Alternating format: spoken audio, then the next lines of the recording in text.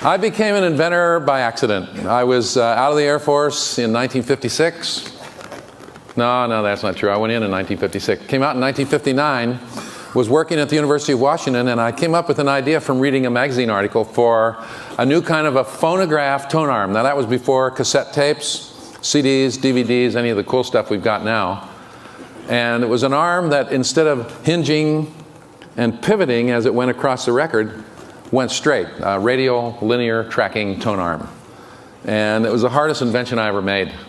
But it got me started, and I got really lucky after that. And without giving you too much of a tirade, I want to talk to you about an invention I brought with me today, my 44th invention. No, that's not true either. Golly, I'm just totally losing it. My 44th patent, about the 15th invention.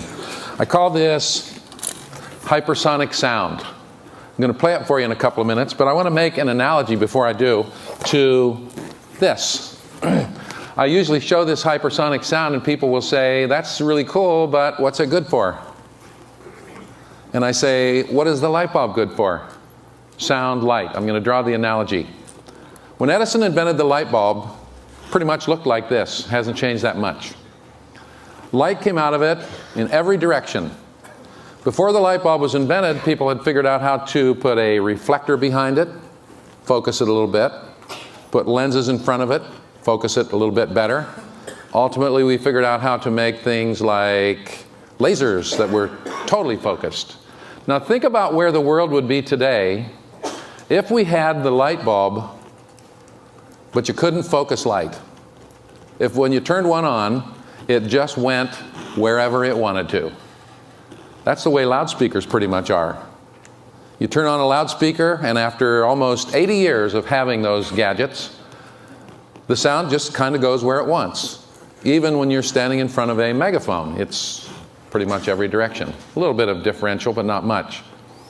If the light bulb was the way the speaker is, and you couldn't focus or sharpen the edges or define it, we wouldn't have that, or movies in general, or computers, or TV sets, or CDs or DVDs, and just go down the list of what the importance is of being able to focus light. Now, after almost 80 years of having sound, I thought it was about time we figure out a way to put sound where you want to.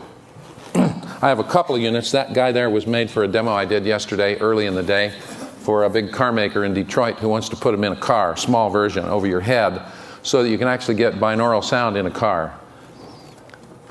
What if I could aim sound the way I aim light? I got this waterfall I recorded in my backyard. Now, you're not going to hear a thing unless it hits you. Maybe if I hit the sidewall, it bounces around the room. The sound is being made right next to your ears. Is that cool?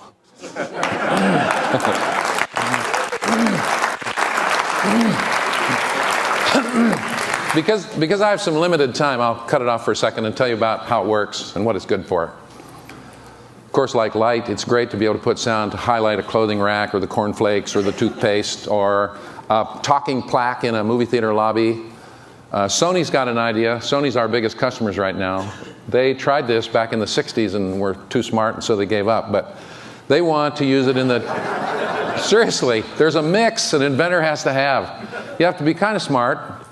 And though I did not graduate from college, doesn't mean I'm stupid, because you cannot be stupid and do very much in the world today. Too many other smart people out there. So I just happen to get my education in a little different way. I'm not at all against education. I think it's wonderful. I think sometimes people, when they get educated, lose it. They get so smart, they're unwilling to look at things that they know better than. And we're living in a great time right now because almost everything's being explored anew. I have this little slogan that I use a lot, which is virtually nothing, and I mean this honestly, has been invented yet. We're just starting. We're just starting to really discover the laws of nature and science and physics. And this is, I hope, a little piece of it. Sony's got this vision, back to get myself on track, that when you stand in the checkout line in the supermarket, you're going to watch a new TV channel. They know that when you watch TV at home, because there are so many choices, you can change channels, miss their commercials. 151 million people every day stand in the line at the supermarket. Now, they've tried this a couple years ago and it failed because the checker gets tired of hearing the same message every 20 minutes and reaches out and turns off the sound. And you know, if the sound isn't there, the sale typically isn't made. For instance, like we're on an airplane, they show the movie, you get to watch it for free. When you want to hear the sound, you pay. And so ABC and Sony have devised this new thing where when you step in the line in the supermarket, initially it'll be Safeways. It is Safeways. They're trying this in 3 parts of the country right now. You'll be watching TV. And hopefully they'll be sensitive that they don't want to offend you with just one more outlet. But what's great about it, from the tests that have been done, is if you don't want to hear it, you take about 1 step to the side and you don't hear it. So we create silence as much as we create sound. ATMs that talk to you, nobody else hears it. Sit in bed 2 in the morning, watch TV, your spouse is, or someone, is next to you asleep, doesn't hear it, doesn't wake up. We're also working on noise canceling things like snoring, noise from automobiles. I have been really lucky with this technology. All of a sudden, as it is ready, the world is ready to accept it. They have literally beat a path to our door. We've been selling it since about last September, October, and it's been immensely gratifying. If you're interested in what it costs, I'm not selling them today, but this unit with the electronics and everything, if you buy one, is around $1,000. We expect by this time next year it'll be hundreds, a few $100 to buy it. It's not any more pricey than regular electronics. Now, when I played it for you, you didn't hear the thunderous bass. This unit that I played goes from about 200 hertz to above the range of hearing. It's actually emitting ultrasound, low-level ultrasound that's about 100,000 vibrations per second.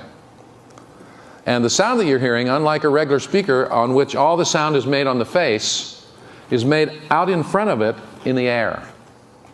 The air is not linear, as we've always been taught. You turn up the volume just a little bit, I'm talking about a little over 80 decibels, and all of a sudden the air begins to corrupt signals you propagate. Here's why.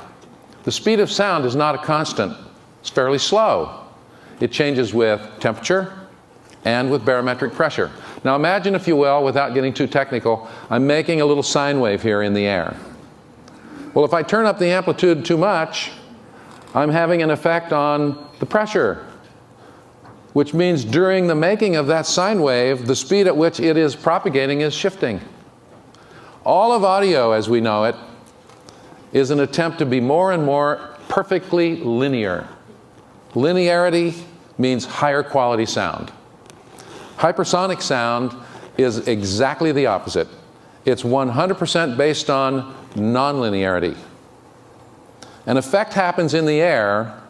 It's a corrupting effect of the sound, the ultrasound in this case, that's emitted.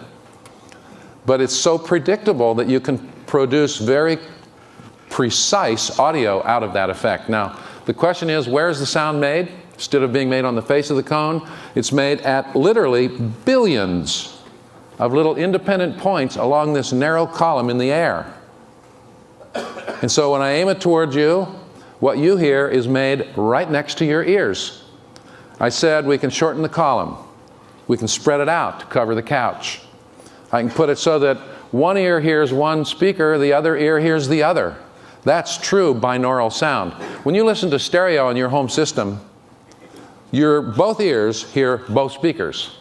Turn on the left speaker sometime and notice you're hearing it also in your right ear. So the stage is more restricted, the sound stage that's supposed to spread out in front of you. Because the sound is made in the air along this column, it does not follow the inverse square law, which says it drops off about 2/3 every time you double the distance. 6 dB every time you go from 1 meter, for instance, to 2 meters. That means you go to a rock concert or a symphony, and the guy in the front row gets the same level as the guy in the back row now, all of a sudden. Isn't that terrific? So we've been, as I say, very successful, very lucky in having companies catch the vision of this, from car makers who want to put a stereo system in the front for the kids, a separate system in the back. Oh, no, the kids aren't driving today. I was seeing if you were listening. Actually, I haven't had breakfast yet. A stereo system in the front for mom and dad, and maybe there's a little DVD player in the back for the kids, and the parents don't want to be bothered with that, or their rap music or whatever. So again, this idea of being able to put sound anywhere you want to is really starting to catch on. It also works for transmitting and communicating data. It also works 5 times better underwater. We've got the military had just deployed some of these into Iraq, where you can put fake troop movements a quarter of a mile away on a hillside. Or you can whisper in the ear of a supposed terrorist some biblical verse. I'm serious.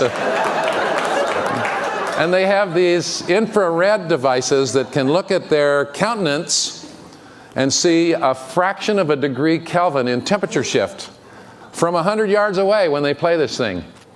And so another way of hopefully determining who's friendly and who isn't. We make a version of this which puts out 155 decibels. Pain is 120. So it allows you to go nearly a mile away and communicate with people, and there can be a public beach just off to the side and they don't even know it's turned on. We sell those to the military presently for about $70,000, and they're buying them as fast as we can make them. We put it on a turret with a camera so that when they shoot at you, you're over there and it's there. I have a bunch of other inventions. I invented a plasma antenna to shift gears. Looked up in the ceiling of my office one day. I was working on a ground-penetrating radar project, and my physicist CEO came in and said, we have a real problem. We're using very short wavelengths. We got a problem with the antenna ringing. When you run very short wavelengths like a tuning fork, the antenna resonates, and there's more energy coming out of the antenna than there is the backscatter from the ground that we're trying to analyze, taking too much processing. I says, why don't we make an antenna that only exists when you want it? Turn it on, turn it off. That's a fluorescent tube. Refined. I just sold that for $1.5 million cash. I took it back to the Pentagon after it got declassified when the patent issued, and told the people back there about it, and they laughed, and then I took them back a demo and they bought. Any of you ever wore a Jabra headphone, the little cell headphones? That's my invention. I sold that for $7 million. Big mistake. It just sold for $80 million 2 years ago. I actually drew that up on a little crummy Mac computer in my attic at my house. And one of the many designs, which they have now, is still the same design I drew way back when. So I've been really lucky as an inventor. I'm the happiest guy you're ever going to meet. And my dad died before he realized anybody in the family would maybe hopefully make something out of themselves. You've been a great audience. I know I've jumped all over the place. I usually figure out what my talk is when I get up in front of a group. Let me give you, in the last minute, one more quick demo of this guy. For those of you that haven't heard it. Never tell if it's on. If you haven't heard it, raise your hand. Getting it? Over there. Get the cameraman. Yeah, there you go. I've got a Coke can opening that's right in your head that's really cool. Thank you once again.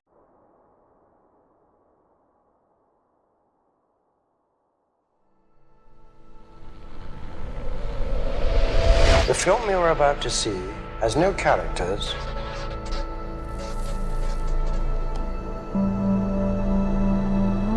If you spare a little of your imagination, it is a film to describe to you the effect of cymatic frequencies on matter.